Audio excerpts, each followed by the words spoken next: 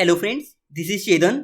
News ये है कि सरकार कुत्तों की खतरनाक नस्ल की ब्रीडिंग पर रोक लगाने जा रही है और इसके लिए सरकार की तरफ से निर्देश भी जारी कर दिए गए हैं, जिसमें राज्यों से कहा गया है कि कुत्तों की ब्रीडिंग पर जितनी जल्दी हो सके रोक लगाए। फ्रेंड्स, आप जानते होंगे कि पिछले कुछ टाइम से भारत में कुत्तों की आक्रामकता बहुत देखी गई है और अगर ये आक्रामकता किसी की मौत का कारण बन जाए तो सरकार के लिए चिंता की बात हो ही जाती है। समझेंगे क्या है पूरी न्यूज। सरकार कुत्तों की कौन कौन सी नस्ल की ब्रीडिंग पर रोक लगा रही है, बहुत कुछ डिस्कस करेंगे।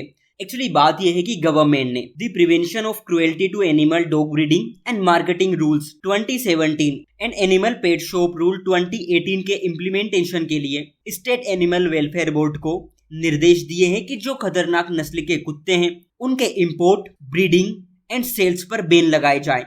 राज्यों से यह भी कहा गया है कि कुत्तों की बिक्री और ब्रीडिंग के लिए लाइसेंस और परमिट भी जारी ना करे। लेकिन सवाल ये है कि गवर्नमेंट कौन कौन से डॉग्स की ब्रीडिंग पर रोक लगा रही है।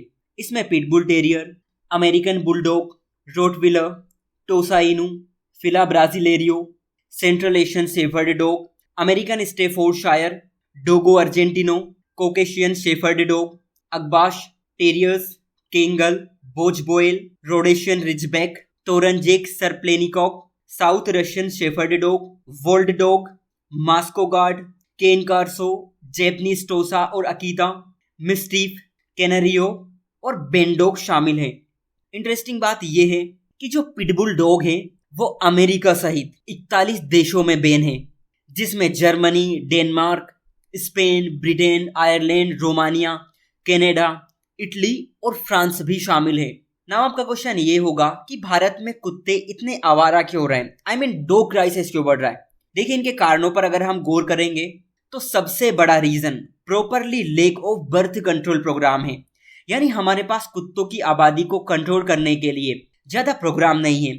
अगर है भी तो उन्हें ठीक तरह से इम्प्लीमेंट नहीं किया जा रहा है। कभी कभी तो लोग बहुत गैर जिम्मेदार हो जाते हैं, अपने कुत्तों को आवारा घूमने के लिए ऐसे ही छोड़ दिया जाता है। दूसरी तरफ स्ट्रीट डॉग्स अक्सर कूड़े कचरे में खाना पीना करते हैं, जिनके चलते उनका स्वास्थ्य बिगड़ जाता है और वो लोगों पर हमला करना स्टार्ट कर देते हैं।